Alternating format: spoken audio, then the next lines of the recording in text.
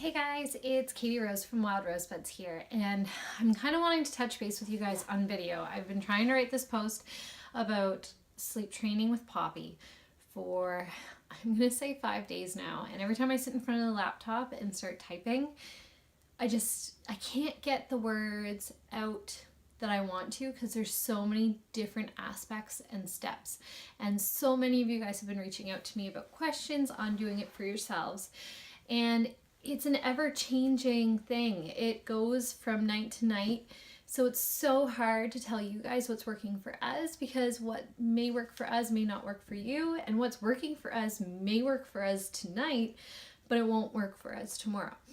But at the same time, we're doing it the same way that we did it with Aubrey, and so I wanted to reach out to you guys just to give you guys a little rundown on what we actually are doing. So Poppy, as you guys know, if you've been following along, she has been a co-sleeper, and not only has she been a co-sleeper, but she's also been a snacker. So throughout the night, I have her latched onto me 5 or 6 times for feeds when we were co-sleeping together, and in between the feedings, she would cry bloody murder if I took her off.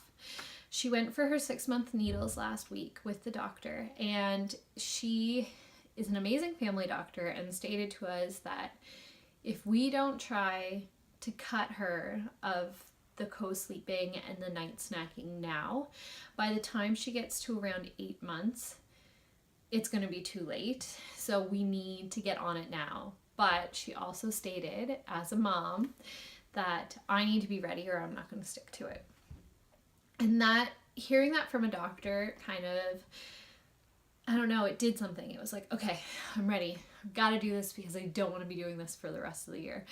So I stuck to it. My husband was totally game for having our bed back. We're trying to get Aubrey into his bed. So one less kid was perfect for us. So that night we started. So the first thing that we did was we switched Aubrey and Poppy's room. Unfortunately, Aubrey's been afraid of his room since we moved to this house. The furnace downstairs is quite loud, and his room is where the furnace pipes. It's a hot water baseboard. The furnace is where the water gets pushed up to our top level, and so there's a lot of air in the pipes, so it makes quite a loud noise as it's being pushed up. So unfortunately, he was afraid it was monsters in the heater. So first things first, we switched their rooms, which actually was pretty easy, and Aubrey was getting to bed easily too, which made this a lot easier on both of us. So we switched the rooms, and then we started the cry it out. So we do a bedtime routine with Poppy. She gets her supper, which we've now started with solids. Then around 7 o'clock, I nurse her, and in between 6 and 7, if it's bath night, we only bathe our kids about every 3 days. If it is bath night, then we give her a bath, and then at 7 o'clock on the dot, it's time for her to be nursed. So I nurse her, I put her into a sleep sack, and I have her in a DockATot in her crib with one of our sheepskins over top. That way, when she's grown out of the DockATot, all we have to do is place the sheepskin onto the direct mattress so that she still gets used to the crib, but it's not a huge shock for her.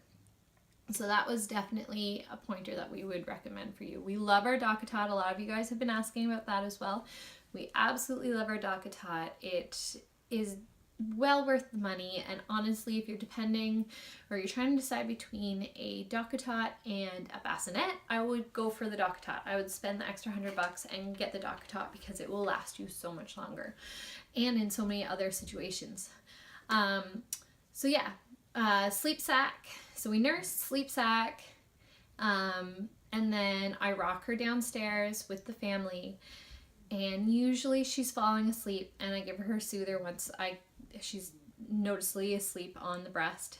I know that's bad that I'm feeding her to sleep, but she doesn't stay asleep, so it's not that bad. And then I put her soother into her mouth, and I carry her up the stairs. By the time I get into her room, she is usually awake. So what I do is I give her kisses, I sing her a little song, and then I lightly place her into her crib in the DockATot.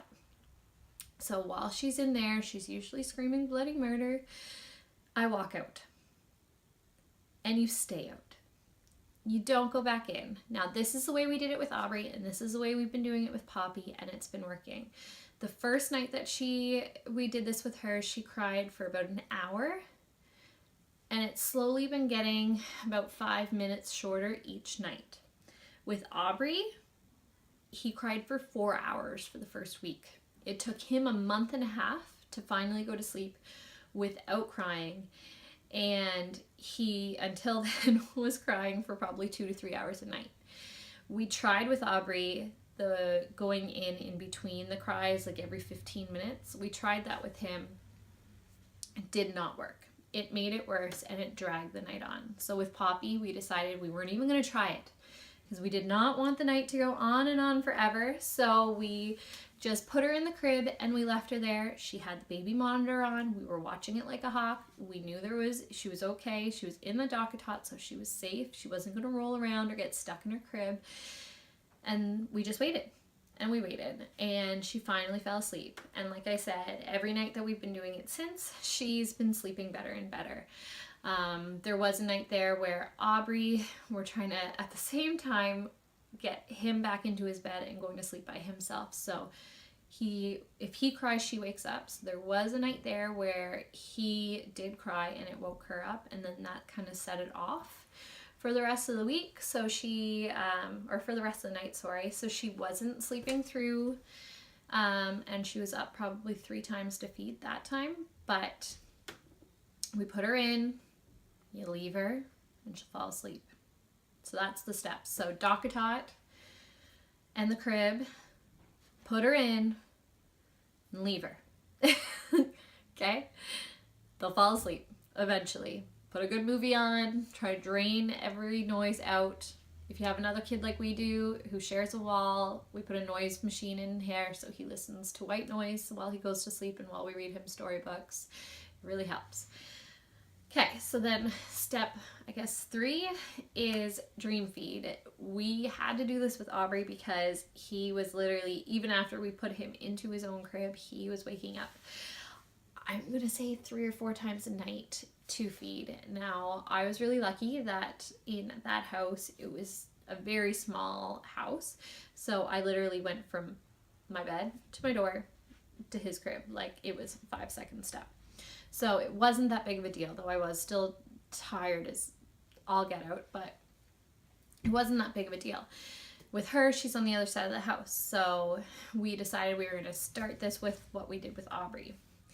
Okay, so what we did with Aubrey is we did what's called a dream feed. Our doctor recommended it with Aubrey, so we started it right away with Poppy as soon as we decided we were going to crib train her. So what happens is before you go to bed, you either pump a bottle, or if you want to just use your own breast milk, if you know your breast milk is full enough of fats to hold her over, you wake her up and you feed her. Now for us, my milk seems to not hold her over very well. So at first what we were starting to do is I would pump a bottle and I would mix it in with formula to try to hold her over longer. Now that I've been doing this for a few nights, my milk has started to come in better at night. So I've actually been feeding her on both sides, and that seems to hold her over. So as soon as I go to bed, or when I'm starting to go to bed at 10:30 or 11 o'clock, because I'm a night owl, it's my time by myself. That's my time to get work done. I dream feed her. So that you wake her up just enough for her to feed, and then you feed her, and then you put her back into the crib. She may cry when you put her back into the crib, and that is okay. But trust me, as soon as you're out of that room, the crying won't last very long. Poppy's usually lasts about 15 minutes, if even at all. Now we're week and a half or week in, there is no crying. She will talk to herself for a little bit, but there's no crying. You can hear her babbles, but then she falls asleep.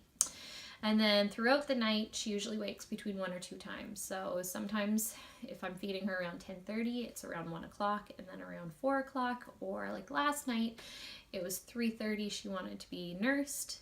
I fed her at 11. So, and then she didn't wake up till 8 this morning. So that's kind of the steps that we've been doing. It's been really, really working. So like I said, so step 1 is create an environment that she's used to in her crib. So we're using the DockATot. You may have a bassinet she's been sleeping in that can be carried out, like a wicker bassinet.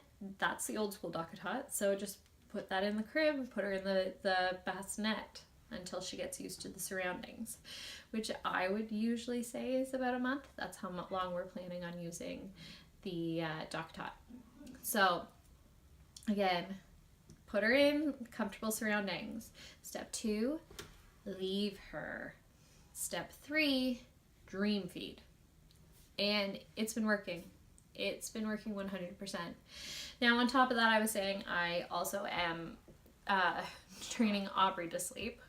We did this sleep training with Aubrey when he was a baby, and he became the most amazing sleeper, and he would sleep throughout the night. It was fantastic, and I got all of the sleep I needed. And then we moved, and he got afraid of the furnace, like I said, and then he wouldn't go to sleep. So the last 4 nights, we have actually started letting him cry it out as well. And that has been working as well. Now, we do give him his 3 bedtime stories at night. We let him snuggle with us for 5 minutes after the books are done. Sometimes he falls asleep, sometimes he doesn't. Daycare kind of messes that up because they like to nap him, even though I've told them not to. And then we say, okay, now it's your turn to go to sleep by yourself. You've got your Pooh Bear. He has a teddy named Pooh. Obviously, it's Winnie the Pooh that he sleeps with every night. And then what we've also done is we've put our extra monitor in there onto his bed.